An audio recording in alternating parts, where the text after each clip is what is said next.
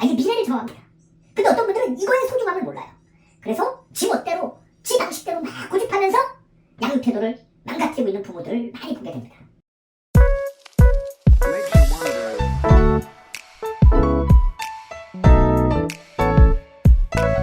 여러분 안녕하세요. 어쩌라고 심리학의 이배용 교수입니다.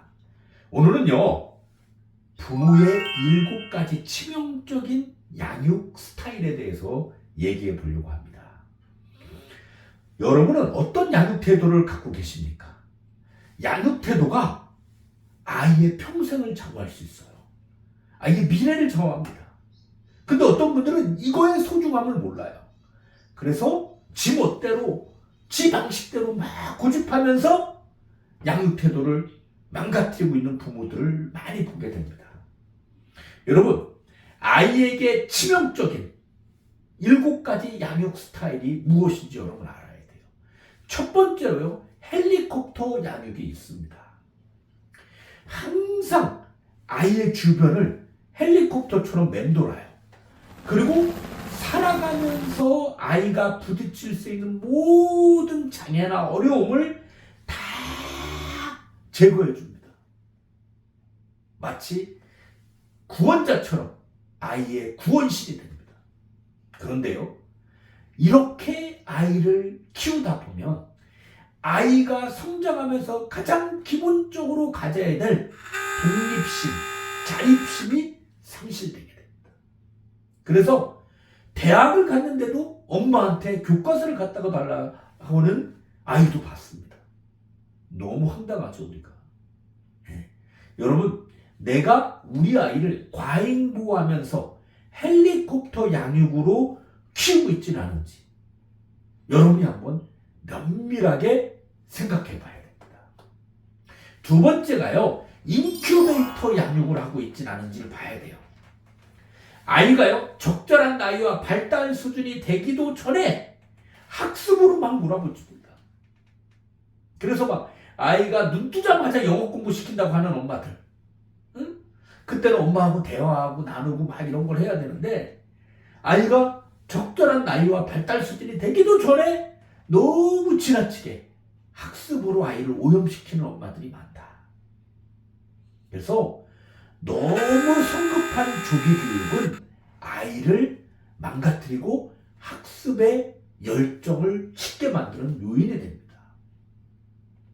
여러분은 혹시 이런 양육 태도를 갖고 있지는 않은지 살펴봐야 돼요. 세 번째가요, 반창고 양육이 있습니다. 정말 우리가요, 반창고 하면 어디 다쳤을 때 임시방편으로 이렇게 발라주고 응급처치를 해주는 걸 반창고라고 그러죠. 즉 땜빵이라고 그러죠. 우리가 땜빵이 될 수 있는 게 반창고예요. 이게 지속적인 변화, 지속적인 교육, 원칙에 따른 교육이 아니라 임시방편으로 땜빵식으로 문제를 빨리 해결하는 데 집중을 한 나머지 본질을 가르치지 않는 교육을 반창고 양육이라고 얘기를 해줍니다. 예를 들어서요, 아이가 심하게 땡깡을 부려요. 갑자기 병을 들고 땡깡을 부리고 말 안 들어주면 이거를 깨트려 버리겠다고 그러고 난리 부르스를 칩니다. 그때 어떤 부모들은 이거를 임시방편으로 빨리 아이를 진정시키기 위해서 엄마가 뭐 사줄게 뭐 사줄게 뭐 사줄게 이렇게 얘기하면서 반창고 양육을 하시는 분들이 있어요. 우리는요, 아이가 해서는 안 되는 행동이 무엇인지, 아이가 이것이 잘못됐다라고 인식할 수 있도록 정확하게 가르쳐주고 땜빵식이 아니라 정확하게 교육을 시켜야 됩니다. 그럴 때 진정으로 아이가 개선이 될 수가 있어요. 여러분은 땜빵식 교육을 하고 있지는 않습니까? 엄마가 할 일이 많아. 근데 애가 막 옆에서 잘못된 행동을 하고 있는데도 그걸 멈추게 하기 위해서 뭐를 해주죠? 애를 혼내키진 않고 뭐를 해요? 핸드폰을 주면서 야, 핸드폰 하고 있어? 조용히 쉬고 있어? 막 이러죠. 이랬을 때 우리는 땜빵식 교육을 하고 있는 겁니다. 핸드폰으로 모든 걸 해결하려고 하죠. 네 번째가요, 친구 같은 양육입니다. 모든 부모님들한테 물어보면요, 다 친구 같은 엄마 아빠가 되고 싶대요. 그런데요, 친구 같은 엄마 아빠의 최대 약점이 있습니다.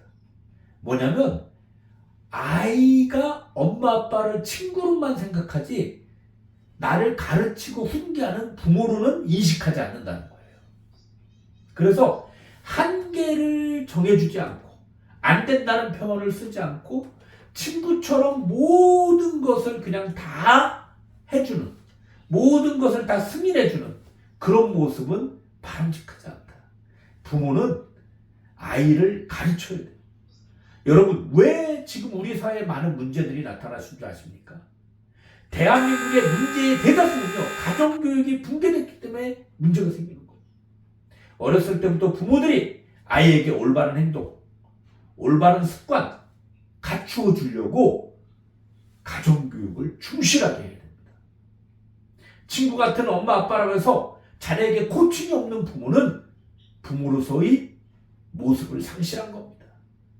바로 친구 같은 양육의 심각한 문제를 우리가 발견할 수 있는 거죠. 평상시에는 친구처럼, 잘못된 행동은 부모처럼 단호하게 훈계할 줄 아는 부모가 좋은 양육 태도를 갖고 있는 부모입니다. 다섯 번째로 액세서리 양육을 하시는 분들이 있어요. 어떤 분들은요, 아이의 막 옷에 엄청 치장해주고 엄청 신경 씁니다.